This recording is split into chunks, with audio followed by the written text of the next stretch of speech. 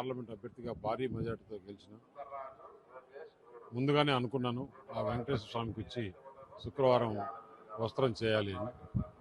ఈరోజు చంద్రబాబు నాయుడు గారు అటు కూటమి ప్రభుత్వం, పవన్ కళ్యాణ్ గారు అందరూ ప్రమాణ స్వీకారం చేసిన తర్వాత మరుసటి రోజే ఇలా వస్త్రం రావడం, ఆ స్వామివారిని ఆంధ్రప్రదేశ్లో 5 సంవత్సరాల రాక్షస పాలన పోయి రామరాజ్యం తెచ్చిన దానికి స్వామివారికి ధన్యవాదాలు తెలుపుకుంటూ, స్వామివారి ఆశీర్వాదం ఎప్పుడూ ఆంధ్రప్రదేశ్ ప్రభుత్వం పైన, ఆంధ్రప్రదేశ్ ప్రజలపైన ఉండాలని కోరుకోవడం జరిగింది.